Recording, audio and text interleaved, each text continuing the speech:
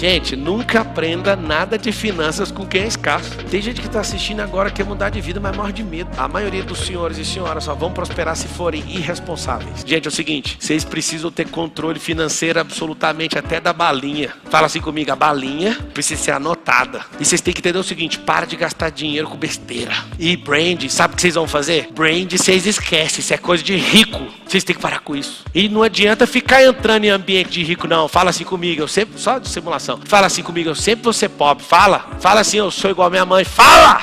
Fala! Isso é o escasso falando. O escasso está falando, mas essa é a realidade. Gente, nunca aprenda nada de finanças com quem é escasso. Os maiores do Brasil, eles botavam banco. Olha o que eles ensinavam. Não estou falando mal de vocês, nós somos amigos, tá? Mas vocês falavam errado. Eles faziam assim nas aulas. Até ouvir o rico. Eles faziam assim, ó. Tá vendo a casa própria? Tá vendo a casa própria? Não compra a casa própria. Você vai pegar esse dinheiro, vai aplicar no fundo imobiliário. E aí,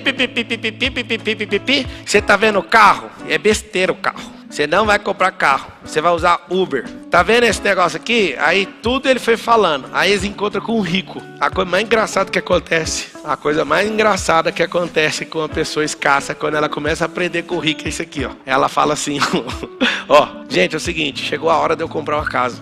Eu vi os maiores influenciadores de finanças mudando de opinião depois que sentou na minha frente. Aí fala o seguinte, a casa é um reinado. E aí começaram a comprar casas e teve que mudar o discurso para a plateia. Porque entenderam que se não tiver posse, não tem governo. Não precisa de carro, não precisa de casa. Você vai ver quem é você. Aí você tem dinheiro no banco, alguém toma o seu dinheiro no banco. Quem é você, filho? Tá despejado. O que é o problema que vocês não entenderam? Ensinaram para essa galera a finanças a escassez. Eles começaram a ensinar com a fama que eles tinham, ensinando escassez, não vai ficar rico. Você sabe o que acontece quando a pessoa tem patrimônio? Ela tem que se lascar para defender isso. E isso vira um problema, é um ecossistema, não para de crescer em patrimônio. Toda família que é focada em enriquecer, essa família vai se defendendo e vai todo mundo ficando rico. Desde o núcleo, todos os filhos, os netos, vai todo mundo fazendo isso. Mas é mais natural esse comunismo soft entrar na cabeça das pessoas. E aí eu te falo, depende do que você ouve, porque a pessoa vai te ensinar a ser escasso. Eu vou te ensinar diferente.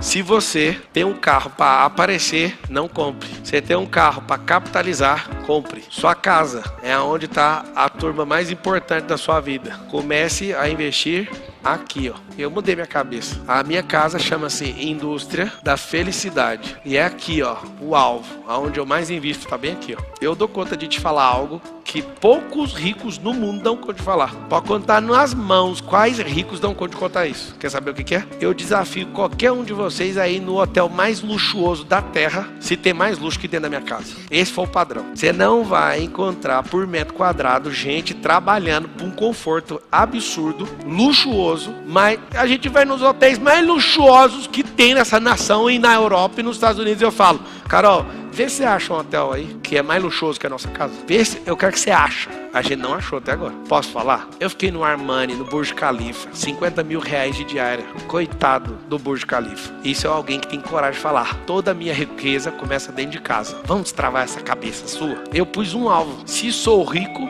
vou viver isso todo dia dentro de casa. E eu era escasso. Fala com a boquinha assim, ó. A riqueza começa lá em casa. E é assim que você ensina seus filhos. Robert Justo até falou essa frase na live. É melhor segurar um louco do que ter que empurrar um bobo. A passividade faz você ficar bobo. Então, se joga. A maioria das coisas vão funcionar desse jeito. Pássaro fica assistindo palestra, fazendo curso para ver se vai voar. Pássaro lê. Alguém ora pelo pássaro para ver se ele vai ser abençoado no seu voo? Vai? O que o pássaro faz? Você joga. O primeiro voo é certeza que vai cair. Absoluto. Porque para voar tem que fazer ajuste. Vai ser desse jeito. Como é que trata a passividade? Aí que tá o detalhe. Você não faz porque tem medo. Então, para tratar a passividade, vai ter que passar vergonha. Vai ter que sair desse estado e esse estado fica mexendo com você e você fala, mas eu não dou conta, é por isso que eu vou fazer. Toda vez que o seu cérebro falar para você assim, você não dá conta, você fala, é só por isso que eu vou fazer. Para que ter medo? Se no final você não fez aquilo que você foi chamado. Tem gente que está assistindo agora quer mudar de vida, mas morre de medo. Morre de medo da prosperidade, morre de medo de aprender, morre de medo de pagar, morre de medo de ter que largar as amizades. Você sabia que tem gente que para de me ouvir porque olha para a amizade e fala, eu prefiro amizade do que prosperar. Coitado, o que eu vou fazer do meu amigo? amigo, é meu amigo de infância. Nossa! Ei, amigo, sai da sua terra que você vai prosperar. Aí a pessoa fala,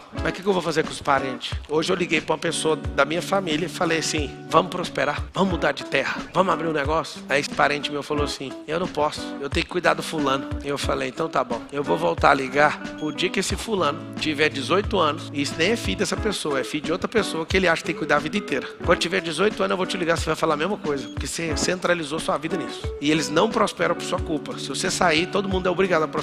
Fala assim comigo, o medo é que tem medo da gente. Frase do meu filho com 5 anos de idade, Lorenzo, uma máquina. Eu vou falar uma coisa que vai incomodar você, mas a maioria dos senhores e senhoras só vão prosperar se forem irresponsáveis. Excesso de responsabilidade é freio de mão. Depois que eu tive os meus filhos, eu parei de ser ousado. Você sabe o que acontece quando você tem filho? Aí que você tem que ser ousado, porque seus filhos vão inutilizar você no meio do percurso, se eles perceberem que você que amarrou a prosperidade de todo mundo. Aí eu faço um exercício com você agora. Vocês querem ser ousados, sim ou não? Senta numa cadeira de balanço comigo. A gente pode sentar hoje e daqui 60 anos. A gente vai sentar numa cadeira de balanço na porta da sua casa. Você e eu, nós temos a mesma idade, 80. Aí você vai falar assim, sabe o que é, Marcelo? Eu tive medo demais, eu não fiz quase nada. É mesmo? E seus livros? Que livro você escreveu? Nenhum. E as empresas? O que você fez? Não, eu nunca consegui, eu sou tão certinho, eu sou tão responsável, eu nunca fiquei sem pagar minhas contas, eu acabei nem mexendo com isso. E uma vez eu quebrei, depois que eu quebrei então, já era. Aí você vai contando história. A sua história tem um título. Você quer saber qual que é o título da história? História 1, o título é Desculpa. História 2, o título é Outra Desculpa. História 3, Sou um Covarde. História 4, Desculpa outra vez. E aí você vai ficar o dia inteiro contando desculpa. Aí sabe o que eu vou fazer? Na hora que você terminar seu balanço, contar a sua história, eu vou pegar meu celular, que nem vai ser de pegar. Nós vamos abrir uma holografia, pode esperar por isso em 45 anos. E eu vou mostrar para você uns 17 dias sentado na porta desse balanço, o tanto de gente foi transformado, 100 livros que eu fiz, os filmes de Hollywood. Eu comprei Hollywood, não sei se você sabe. Você sabe o que acontece? Esse balanço da vida aqui é um movimento. Tem gente que usa de desculpa para sempre. Nesse dia, você vai contar tanta história. E nessa geração vai ter gente com chip na cabeça. E não vai precisar de ninguém ensinar mais nada. Então a humanidade vai chegar nesse nível. Nunca mais vai assistir uma palestra. Esses negócios vai ser só história aqui, ó. Encontros para desenvolver o cérebro. Vai ter todas as fases de proibição, de não sei o que. Pode esperar, vai acontecer. Mas a fase mais chocante vai ser, não existirão os professores. E você sabe, os influenciadores não vão existir também. Aí você fala, mano, você é muito louco. Isso não é nem o princípio das dores. Eu te faço uma pergunta agora. Você vai ficar com medo até que dia? Você chegou a ter 10 milhões de patrimônio, né? Chegou? Isso não é nada. Os 10 milhões é só a sombra daquilo que há de vir. O que você tem que fazer com isso? Cara, você tem uma história gigante. Um storytelling de alguém que saiu dos 10 milhões pro zero. Eu escreveria um livro.